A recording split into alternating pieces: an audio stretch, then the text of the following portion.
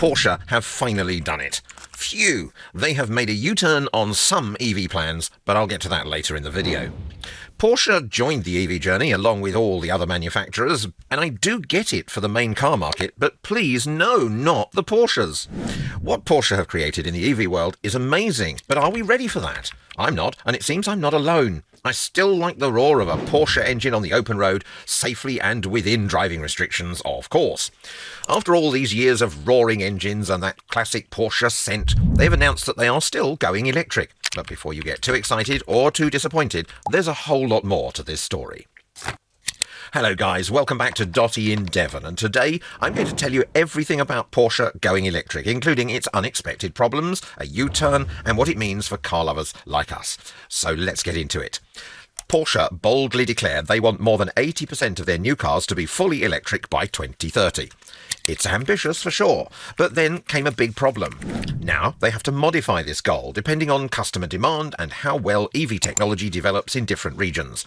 In other words, this goal is still not set in stone, and I'm happy that it is that way.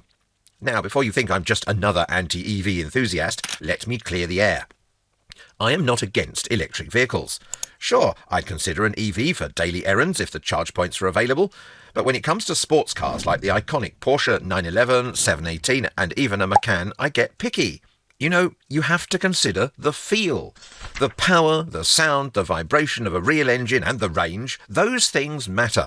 And call me insensitive, but my last concern in a 911 is its fuel economy or carbon footprint. I care more about those sensory thrills than anything else. But Porsche's EV strategy has not been easy for them. Take the Taycan, for example. It's a great model, no doubt. The car goes from 0 to 60 in record time, and it even set a lap record at Laguna Seca. But there is more to EVs than just speed. The Taycan's real-world range has raised some eyebrows, with the EPA rating it as low as 201 miles for certain models. This is not great when you're on a road trip and desperately searching for a charger. And speaking of chargers, let's talk about infrastructure. Outside of major cities like London, charging points are practically a myth. If you've ever tried road tripping in an EV through rural areas, you'll know what I'm talking about. Driving to these areas in your EV is a gamble.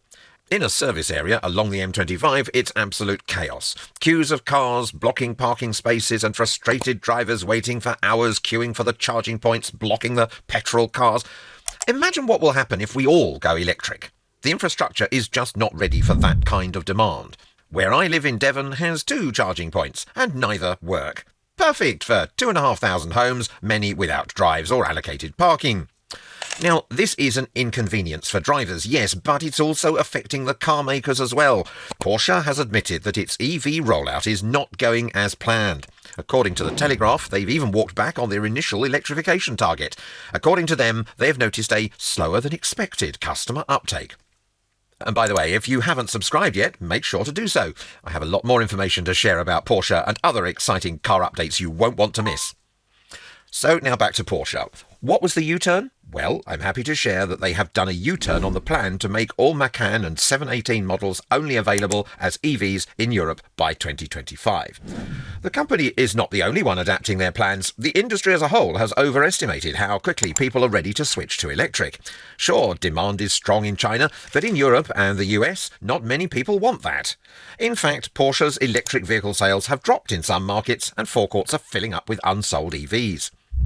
If that wasn't enough, Porsche has also been hit with production issues.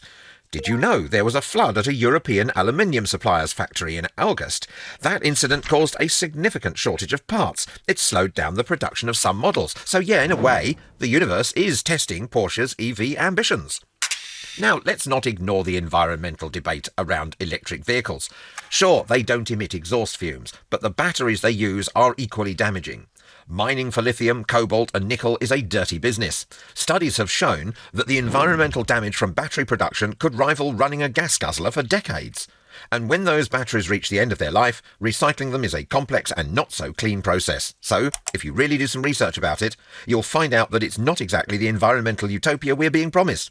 And let's face it, EVs are not exactly a cheap option from any manufacturer.